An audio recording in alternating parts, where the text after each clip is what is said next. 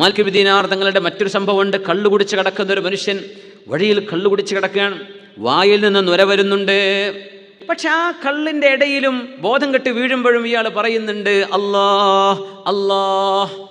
ബഹുമാനപ്പെട്ട മാലിക് ബിൻ ദീനാർ റഹ്മത്തുള്ളാഹി അലൈഹി ഇത് വല്ലാത്തൊരു കൗതുകമായി.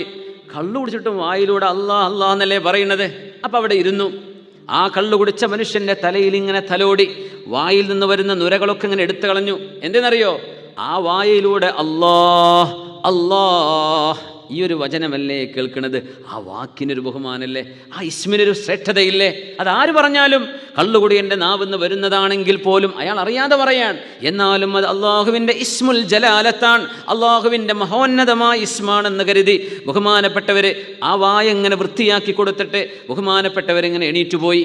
ബോധം തെളിഞ്ഞപ്പോൾ ആളുകൾ ചോദിച്ചുടോ, നിൻ്റെ ഈ വായിലെ ഈ നൊരക്കെ നീക്കി തന്ന ആളാരാ നിനക്കറിയോ എന്ന് ചോദിച്ചു.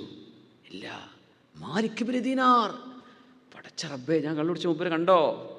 മഹാനായ മാലിക് ബിൻ ദീനാർ റളിയല്ലാഹു തആല അൻഹുവിനെ അന്വേഷിച്ച് ഇയാൾ ഓടി നടന്നിട്ടുണ്ട്. കാണാൻ പറ്റിയിട്ടില്ല. മാലിക് ബിൻ ദീനാർ തങ്ങൾ തൻ്റെ അനുഭവം പറഞ്ഞു. അന്ന് എനിക്കൊരു സ്വപ്നദർശനമുണ്ടായിട്ട് ഞാൻ ഒരാളിനോട് പറയുന്നത് കേട്ടു, മാലിക് ബിൻ ദീനാറേ, എന്നെ ഉദ്ദേശിച്ചുകൊണ്ട് നിങ്ങൾ അയാളുടെ വായ നന്നാക്കി കൊടുത്തില്ലേ? നിങ്ങളുടെ ആ ഒരു കയ്യിൻ്റെ ബർക്കത്ത് കൊണ്ട് ആ മനുഷ്യൻ്റെ ഖൽബ് നാം നന്നാക്കി കൊടുത്തിട്ടുണ്ട്. ചില മഹാന്മാരുടെ തടവൽ മതിയാവും രക്ഷപ്പെടാൻ. നെഞ്ചത്ത് വെച്ചൊരു ദുആ, തലയിൽ വെച്ചൊരു റുഖ്യ, ഒരു മുസാഫഹത്ത് മതിയാവും. ചിലപ്പോൾ സ്വാലിഹീങ്ങളുടെ കൂടെയുള്ള ഒരു ഇരുത്തം, ഒരൽപ്പ നേരത്തെ സഹവാസം രക്ഷപ്പെടാതെ മതിയാവും. അതുകൊണ്ടാണ് നമ്മൾ ആരെ കാണുമ്പോഴും ദുആ ഇരക്കണേ, ഇസ്തിഖാമത്തിന് ഹിദായത്തിന് വേണ്ടി ദുആ ഇരക്കണേ എന്നിങ്ങനെ ദുആ ഇരക്കാൻ പറയുന്നത്. ചിലപ്പോൾ ഒരു ദുആ മതിയാവും.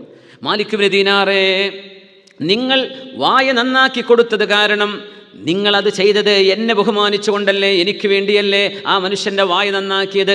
നിങ്ങൾ കാരണം ആ മനുഷ്യൻ്റെ ഹൃദയവും ഞാൻ നന്നാക്കി കൊടുത്തു എന്ന് മഹാനായ മാലിക് ബിൻ ദീനാർ തങ്ങളോട് ആരോ വിളിച്ചു പറയുന്നു.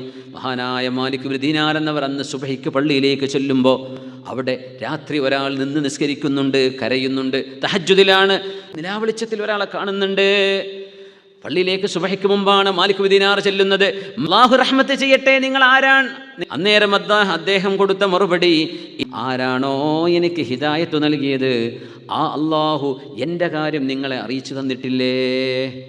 അപ്പോൾ നന്നായത് മാത്രമല്ല, മഅരിഫത്തിൻ്റെ അഹ്ലുകാരിലേക്ക് ഇയാൾ പെടുകയാണ്. മാലിക് ബിൻ ദീനാർ തങ്ങൾക്ക് അല്ലാഹു വിവരം നൽകിയത് ഇദ്ദേഹത്തിന് വിവരം കിട്ടിയിട്ടുണ്ട്. അതാ പറഞ്ഞതിനർത്ഥം. എന്നെ നന്നാക്കിയത് ആരാണോ ആ അല്ലാഹു എന്നെപ്പറ്റി നിങ്ങൾക്ക് പറഞ്ഞു തന്നിട്ടില്ലേ? ആ ആളാണ് ഞാൻ. എൻ്റെ വായിലെ നുരയാണ് നിങ്ങളെന്ന് വൃത്തിയാക്കിയത്. ഞാനെന്ന് അല്ലാഹ് എന്നറിയാതെ കള്ളുകുടിച്ച്